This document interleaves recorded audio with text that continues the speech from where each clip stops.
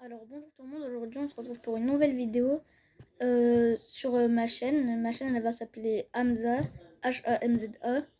Et c'est la première vidéo. Et aujourd'hui ce qu'on va faire, on va lire le livre Abraham. C'est un prophète. Abraham c'est un prophète qui a construit la Kaaba avec son fils Ismaël. Alors on va commencer à lire. Nous nous sommes arrêtés la fois passée du grand-père, à l'époque où Abraham dut quitter le Babylone en compagnie de son épouse Sarah et de son neveu Lot pour se diriger vers la Palestine. Là-bas, ils restèrent un certain temps. Mais une terrible famine, dit-on, les contraignait à faire le voyage jusqu'en Égypte à la quête de nourriture. Et lorsqu'ils arrivèrent en terre d'Égypte, Abraham fut capturé par un tyran qui avait été fasciné par la beauté de Sarah et qui voulait le prendre pour épouse. Voyant qu'il avait affaire à un pervers qui n'hésiterait pas à le tuer s'il se rendait compte qu'elle était sa femme, Abraham lui dit « C'est ma sœur ». Puis il expliqua à Sarah qu'il insinuait par laquelle était sa sœur en religion et lui ordonna de soutenir le même subterfuge pour se retirer d'embarras. Aussi, il lui promit qu'il allait prier le Seigneur Tout-Puissant pour qu'il la délivre du tyran. Puis, lorsque ce dernier voulut prendre Sarah de force, celle-ci invoqua le Seigneur contre lui et sa main fut paralysée. Il répéta sa tentative 3 fois et à chaque fois, elle invoquait le Seigneur contre lui et sa main se paralysait. Devant cela, le tyran comprit que cette dernière était sous la protection de Dieu et qu'il ne pouvait pas s'emparer d'elle. Il la laissa donc repartir avec Abraham et lui donna en présent une jeune fille égyptienne du nom Agar, Hajir en arabe, pour la servir.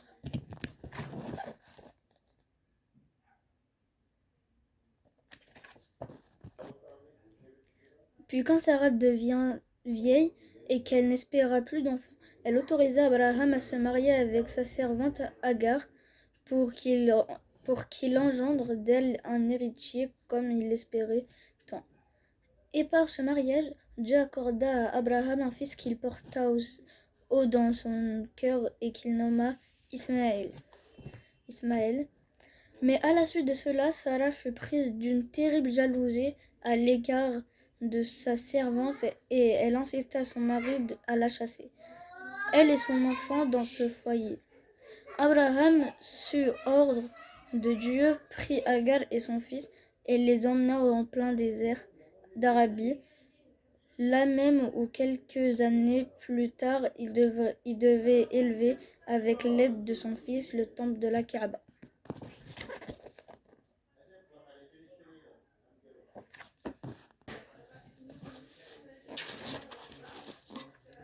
Lorsque Abraham avait déposé Agar et son fils Ismaël en plein désert, il leur avait laissé juste une gourde remplie d'eau et quelques dattes pour subsister.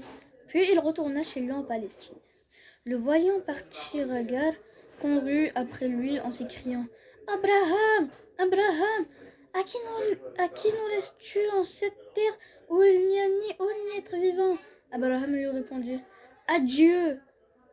Agar s'exclama alors « Je suis satisfaite du protecteur, il ne nous abandonnera pas. » Abraham prit alors le chemin du retour, et lorsqu'il disparut de leur vue, il se tourna vers leur direction, leva les mains au ciel et fit cette prière. « Ô Seigneur, j'ai laissé une partie de ma famille dans une vallée désertique près de ta maison sacrée, afin qu'ils te glorifient et accomplissent la prière. Ô Seigneur, fais donc que des gens viennent leur tenir compagnie et nourris-les de toutes sortes de fruits pour qu'ils te soient reconnaissants. » Puis il reprit son voyage.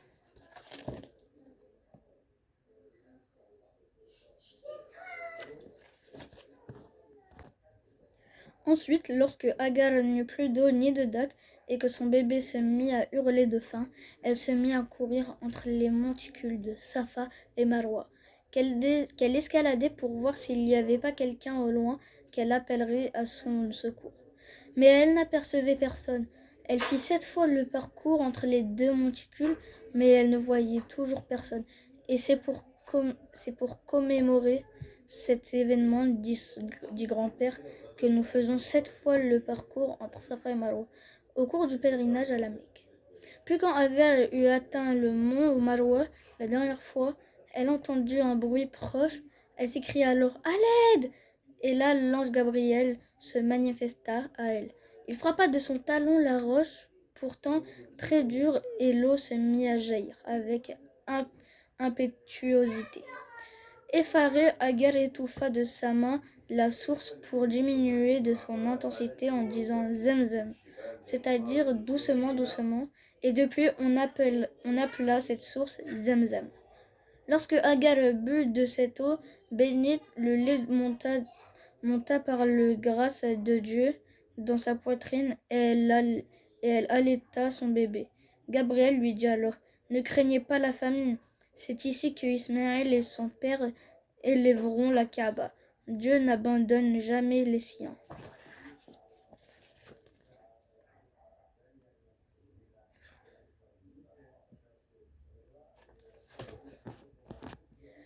Quelque temps après cela, des hommes de Jurhum, une tribu nomade qui errait dans le désert à la recherche d'un point d'eau, virent de loin les oiseaux planer dans les airs et comprirent qu'il y avait de l'eau aux alentours. Et lorsqu'ils arrivèrent, ils y trouvèrent Agar et son fils.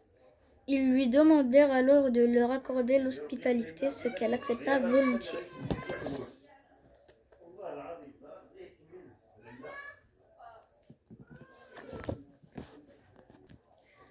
Ismaël grandit donc au milieu de cette tribu arabe venue de Yémen et apprit d'eux leur langue et leurs coutumes.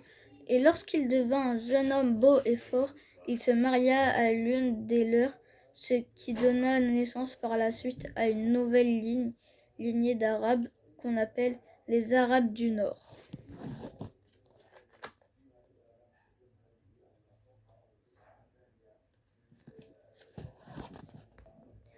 Entre-temps, Abraham passait le plus clair de son temps en Palestine, priant le Seigneur Tout-Puissant de lui accorder un autre fils par le biais de Sarah pour que le cœur de celle-ci s'apaise enfin. Et un jour, alors qu'il était avec sa femme, 3 étrangers se présentèrent chez lui et lui demandèrent si celle-ci s'apaise enfin. Et un jour, alors qu'il était avec sa femme, 3 étrangers se présentèrent chez lui et lui demandèrent l'hospitalité. Et comme Abraham était d'une générosité exemplaire, il ordonna à ses serviteurs de préparer aux exemplaires, il ordonna à ses